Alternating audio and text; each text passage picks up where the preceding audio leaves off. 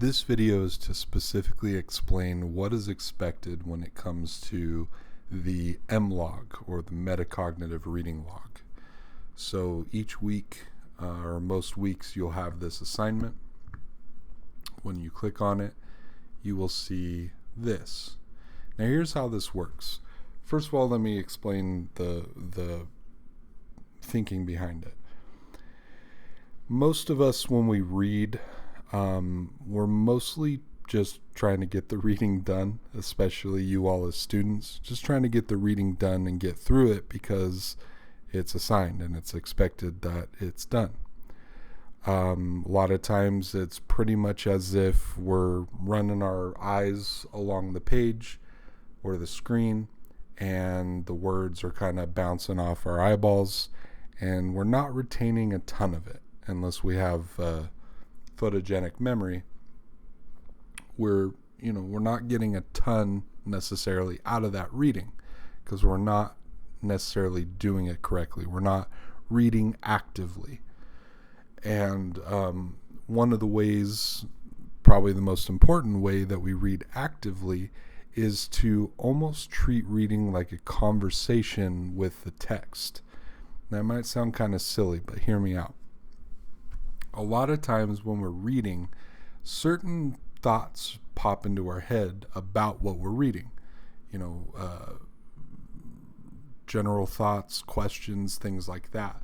But most of the time what we do is we ignore those thoughts because they're just going to get in the way of us hurrying up and finishing the reading. Well, again, especially for college, but really anytime you're reading, you should be reading actively. You should be reading to get something out of it. Otherwise, for the most part, you're kind of wasting your time. So the metacognitive reading logs, first of all, let me explain that metacognition means thinking about your thinking. So when you're going through the process of completing a metacognitive reading log, you're actually paying attention to those thoughts that you're having and you're examining them. And that helps you in multiple ways. One, it helps you understand kind of the way your brain works while you're reading. Two, it helps you connect with the reading a little bit more. It helps you kind of have a bit of that conversation with the text. And, one of the other benefits to it is if your thoughts don't really have anything to do with the reading, that's an opportunity for you to understand that maybe it's time to take a break from reading because you're not focused on the reading the way that you should be. So here's how this works. While you're reading, and this really should be an organic, natural part of the reading process. This isn't something you need to force. This isn't something that where I want you to read and then kind of go back and look for things. This should take place as you're reading, as part of the reading process. Thoughts will come to your mind and you will pay attention to those thoughts, and the ones that are interesting, or the first handful of thoughts that you have that you pay attention to, are going to go in the reading log. Some common types of thoughts, but by no means are these the only types of thoughts, are things like predictions, picturing. Anytime you create a picture in your mind about what you're reading, that's something that's important to pay attention to. Anytime you have a question or you're confused about something, it's a good idea to pay attention. Making connections is really powerful. Anytime you can connect something new, something that you're reading about or watching or whatever, and it's relatively new to you, if you can connect that to something that you do know relatively well, or it reminds you of something that you are relatively familiar with or you've at least experienced before, you're going to understand that new thing a lot better. One example of this, and this isn't to preach, it's just to give you an example. In the Bible, Jesus does this a lot. He's trying to explain this concept that's really hard for people nowadays to wrap their brains around, this idea of a God and a kingdom in heaven and an afterlife and all this, crazy stuff. And he's trying to explain this to shepherds and farmers and things like that, people without any sort of real education. So the way he does that is by using imagery like mustard seeds and weeds and flowers and a shepherd leading his sheep and stuff like that, using those kinds of ideas and imagery to explain this bigger thing, because those are the things that the people he was talking to were familiar with, right? It's the same thing with you as a reader. If you're relatively familiar with something and you can make a connection with something new, make a connection between something new and something you're already, familiar with or have experienced, you're going to understand that thing quite a bit better. It's also always a good idea to stop every once in a while and summarize, what am I supposed to be getting out of this? And it could also be thoughts like you agree or you disagree, with what you're reading, or you like what the author had to say, those types of things. So those are all important things, but you always got to consider that extra little step. Why do you agree or disagree? Why do you like what the person said, or why do you find it interesting?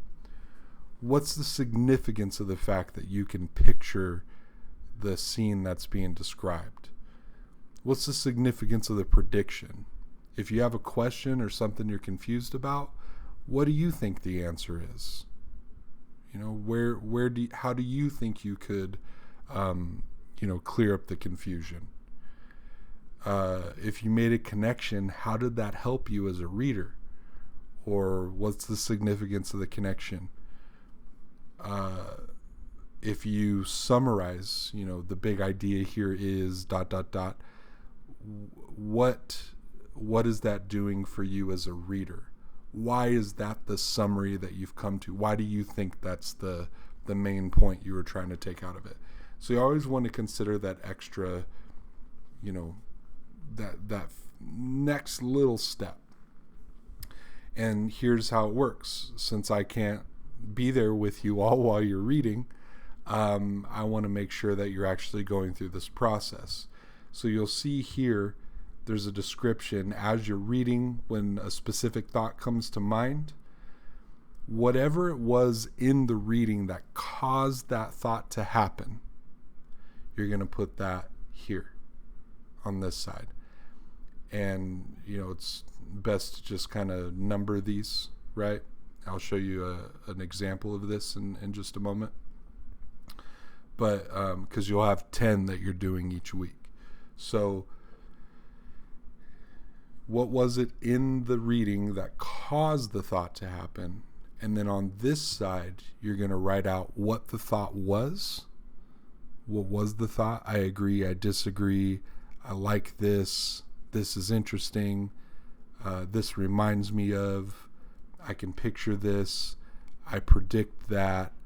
A question I have is, any of those types of thoughts that come to mind, what was that thought? And then take that extra step. Why? Or what was the significance? Expand on it or examine it a little bit. And again, you want to number that in conjunction with the number for what it was in the book that caused the thought to happen. So that's the process you're going to go through. And this will give you an idea. You can see some of my kids in the background there. This will give you an idea of what something like this would look like. So, for example, this student was reading and came to this part in the textbook, which the student paraphrased as social media being an innovative way to make and share arguments with people around the world who have access to phones, tablets, and computers in a matter of seconds. So that was basically, in the student's own words, what was said in the text that caused the student to have the thought. And then over here, we have the thought itself. I find this quite fascinating and discouraging at the same time. That's the thought that the student had, that the student stopped and paid attention to. And of course, I want you to take that a step further and examine that thought, expand on it, and this is how that student did that. Being a child from the 80s and 90s, we did not have social media. We had the news and newspapers. This day and age, it is completely normal. With the recent political issues, social media has been anything from peaceful discussions to outright mudslinging arguments. I think it is great that people are more in touch with what is happening in the world, and we are able to stay updated in real time. However, not everyone tells the truth about what is happening, so there's a lot of bias and false reporting. So in this case, that was a detailed explanation of why this particular student is both fascinated and discouraged by social media and the way it allows people to connect instantly across the world. So this whole example is available here on Canvas. So make sure you take a look at it.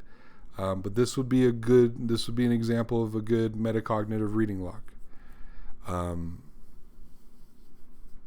As long as you have what the thought was, what was in the book that caused the thought itself, and at least one sentence further expanding on the thought or explaining it, that's fine. As long as you have at least one sentence. This student obviously did a little bit more than that, and I encourage you, when you have the time and energy to do so, to take it beyond that one sentence minimum. But as long as you have at least one sentence, you're going to get full credit. Also, I have a policy that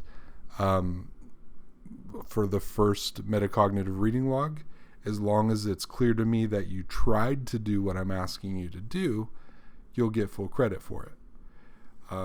That gives me an opportunity to either let you know, yes, you are doing it the way that I want you to do it, so nice job, or it gives me the opportunity to kind of steer you in the right direction now that I've seen what you thought I was asking you to do.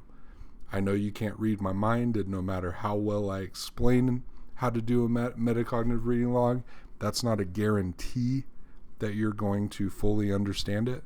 So getting an opportunity to see what you do with it gives me the ability to, course correct if necessary. So hopefully that relieves a little bit of stress. But it's really, it's simple. Like I said, while you're reading, organic, natural, make it a natural part of the reading process. While you're reading, when thoughts come to mind, stop and pay attention to them. At least pay attention to the interesting ones, at least 10 times over the course of the reading for the week. And, do an MLog entry for each one. So again, you'll be asked to do 10 entries each week, and those entries will be over all of the reading that's due that week. So all 10 of your entries could come from one argument that I'm asking you to read, or one, piece of literature, or one chapter or something like that. Or it can be completely spread out over all the reading that's due for the week. Either way, as long as the 10 entries are coming from the reading that I've assigned, it's not important to me, that you spread them out or anything like that. I do encourage you to continue to go through the mental process when you're done with your 10, to still, as much as you can, pay attention to your thoughts and kind of go through a mental process of, trying to determine the importance of the thought, or, taking it that next step. But, as long as you're doing at least 10 for your metacognitive reading log, we are good. So hopefully that is pretty clear on what's expected of the metacognitive reading logs. Again, I'll get an opportunity to kind of course correct if need be with your first metacognitive reading log, but I do want you to try, to obviously, like I said, try to do what I've asked and any corrections I need to make, I can make at that time. Thank you for watching and listening, and good luck on your MLogs.